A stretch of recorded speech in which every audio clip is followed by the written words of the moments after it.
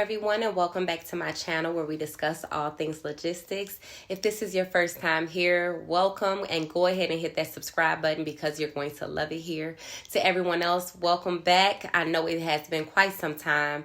So today I just wanted to get on here and go over a few of the reasons why you all may be having a hard time securing an owner-operator. I get emailed about this all the time. I get call requests about this, and everyone wants to know, Toria, how long did it take you to acquire your first owner operator? Or how long does it take your mentees once they come out of your training to secure an owner operator? And I would be lying if I said it was the same thing for everyone. The truth is, it depends on you. It depends on your confidence. It depends on your hustle. It depends on your determination. It depends on your knowledge within the industry. How hungry are you? So all those things play a part when determining how long it's going to take you to secure an owner operator. And today I just wanted to briefly go over some of the most common reasons that people really have a hard time securing an owner operator. And maybe you can kind of see what resonates with you and make your adjustments accordingly so that you can be more successful within the industry. Now, the number one reason that I see people having a hard time securing an owner operator is because they are inexperienced, and the owner operator can tell. When you're calling these owner operators and you're calling these shippers, they know a lack of training when they see one. They know someone who is new when they hear them speak. The same way you can go into a grocery store and you're dealing with someone and you're like, hey, you're new here, aren't you? This is your first time, isn't it? I'm the first person you rung up at a grocery store, aren't I?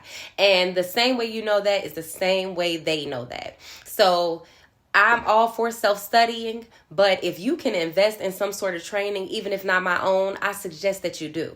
Now, there's a lot of pros to studying on your own, but there are also some cons. For instance, if you're training yourself, you really have no direction. You never know when you're taking in some information that you don't even need. There's a lot of information on YouTube and Google and every other search engine out there. But if you don't really have any guidance, you're going to end up overloading. You're not going to know what to take in and what to leave. What I found, and I can only speak for myself because I have heard a lot about other courses and I'm not even going to touch on that. But when people are doing a course, when someone is putting a course together, you would have to assume that they have taken the information that is necessary for you. They kind of condense things. They've made it easier. They've gathered the necessary details for you so that you can study and you can apply the things that you've learned. When you are studying on your own, you have no idea when to stop. You have no idea what information is important and what isn't, what is going to apply and what isn't, what to take in and what to leave. So there's no guidance there. There's no direction there. So that's why it's a little easier once you take someone's training, because it's kind of geared toward exactly what you may need. What I found when I was studying on my own is that I overloaded. I took in a bunch of stuff that I didn't even need. And it made me overwhelmed. It made me feel defeated. And it was just too much. But it's important to know that everyone knows when you don't have the correct training. They can tell by your conversation. They can tell by the way that you're answering questions. Sometimes they ask you questions that they know the answer to just to see if you know the answer or just to see how you're going to answer it. And if you're inexperienced, you're going to fall right you're going to fall right for the tricks, and they're going to decide not to do business with you because they know that you don't have the proper training. So if you are able to, I encourage you to get some sort of training, if for no other reason, so that you're not sitting there overloading and taking in too much information and taking in information that doesn't matter. Like, take terminology, for instance. If you've never been in the industry, you'll know that there's a lot of terminology within, or even if you have been in the industry, there's a lot of terminology here when you're talking about transportation and trucking. But there's also a lot of stuff that you may not use. And it's important for you to know the key terminology. You don't need to have to try to take in 1,000 words. If you are taking someone's training, they're going to condense that. They're going to say, hey, you need to know these words. You need to know these terms. Don't overload yourself with unnecessary information. And that's what you tend to do when you are trying to study and train yourself. So Lack of training is like one of the number one reasons. Hearing that you're inexperienced is almost one of the number one reasons why people choose not to do business with some dispatchers. So it's great to try to cut corners if you can and cut costs if you can, but in your training area, that's not the place to do it. This is not the place to be penny pinching. Invest in your knowledge, invest in the wisdom, because it carries you from here on out. And you'd be surprised what you can do when you get that training. Take it. It's worth it. Whoever you may choose to get it from, I'm telling you, that could be the key reason why you're not able to secure an owner-operator, because they hear it in your voice that you don't even know what you're talking about. And that goes into our next reason, which is reason number 2, which is you are not confident in your services. You're not confident in selling yourself. Sometimes people will go and they'll see another dispatcher's flyer and they'll take the information off of there. They'll take the services off of there.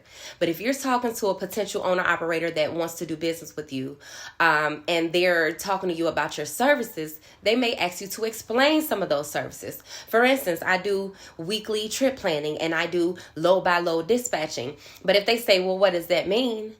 And all you did was copy someone else's information, you're not going to be able to answer that question. You're going to say something along who knows what lines. Or if they're asking, what does fulfilling the credit check look like? You're saying you provide the broker and shipper credit checks.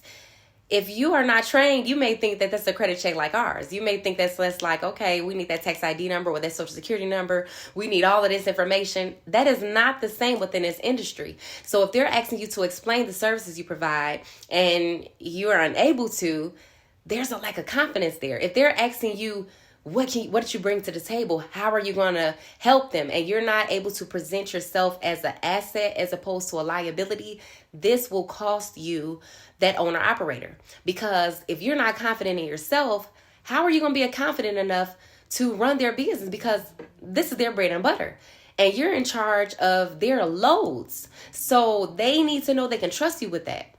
They need to know you can handle that. And if you can't even handle a conversation with them, how can you handle one with a broker? How can you handle one with a shipper? How are you going to be confident when you're talking to them? How are you going to be confident in running my business? Because that's exactly what you're doing. So maybe you're not confident enough. Maybe when they're asking your questions, you're kind of letting them run a conversation. You need to be in charge of the conversation when you're talking to these people. You're asking the questions. You're giving the answers. You're guiding this. You're in control. And that's what they need, because that's what they want to see when you are negotiating on their behalf. They need to know that you are an asset and you need to be able to present yourself as one. You need to be able to show your worth. You need to be able to let them know what you're bringing to the table, how you're going to carry their business, how you're going to help their business grow, how you're going to help their business make money, how you're going to maximize on all their opportunities. That's what they need to hear. And that still goes back into training, because it goes hand in hand. Are you able to do that? If not, it can cost you an owner operator. The next reason, number 3, you're lying to secure them, or there's a lack of transparency. Now, what does that look like? That looks like the person that just put out an ad that said, I can guarantee you $10,000 a week as an owner operator if you let me dispatch for you. No, you cannot guarantee them anything. A real dispatcher, a true dispatcher, a successful dispatcher, a transparent dispatcher knows that what I can do for you depends on your flexibility. When I'm saying I'm talking about the owner operator. So what I can do for you depends on your flexibility, and it depends on the market as well. So you're not going to be out here making no promises. So they may come to you and say, can you guarantee me $8,000 a week? And if you sit there and say yes, that can be the reason that costs you your owner operator, because your real answer should be, hey, that's going to depend on you. That's going to depend on your flexibility. How do you want to make your money? Are you willing to go over the road? Are you willing to go to this state and this state and this state? Or do you have a bunch of restrictions? Do you only want to be local? Do you want to be home every single day? Do you only want to go to 3 states? All of those things can affect what you can do on behalf of your owner operator. And if you sit there and you lie and you make a promise and saying you can make them all this money based on just coming on and doing business with you, they'll know you're lying. They'll see there's a lack of transparency there, and they will not do business with you. Because if you can't even be honest up front, how can I trust you with my business? I cannot. The fourth reason could be because you want a flat rate. Most dispatchers charge a percentage for a reason. If I am charging you a percentage for my services, that means it's in my best interest to get you the better paying loads. I'm only getting paid based a percentage based off what I've booked for you. If you are a dispatcher and you want a flat rate, like let's say I want $500 every week, what if that owner-operator's trucks is down for 3 or 4 days? What if that owner-operator is unable to travel like they want to, therefore they only make $1,000 that week? Do you think that they're going to want to pay you $500? Absolutely not. It's much easier to secure an owner-operator based on percentages because they'll know that you're getting paid according to the loads that you booked on their behalf, as opposed to just a flat rate and you're getting it regardless. That is scary for them. These are people that are out here on their own. This is their bread and butter. This is their livelihood. And they don't want to agree to give you $500 and they just made $1,000 this week, and they're the one out there putting fuel in their trucks. They're the ones out there doing everything that they're doing. They're the ones out there on the road. You don't need to get half of their money. So that's why it's good. Now, that would be great if they're able to consistently get, up there in the 6,000, 7,000s or whatever the case may be. But again, it fluctuates so much that they are not going to want to put their business in your hand on a flat rate basis. A lot of them won't, is what I'll say. So that can be another reason why you're having a hard time securing an owner-operator. And the last reason is if you're relying solely on the load board. A lot of these people will ask you, how do you get your loads? How are you going to get my loads? Do you have connections? Do you have a dedicated lane for me? And if you're sitting there saying, well, yeah, I'm going to look on a load board, guess what? They can do that themselves. What separates you? What is setting you aside? What makes you different? What is making you an asset? Are you going to get out here and call shippers on my behalf? Are you going to get out here and call brokers on my behalf? Are you going to get out here and try to secure me some contracts on my behalf? If you're not, you're doing what I could do on my own, or you're doing what my wife can do for me. What separates you?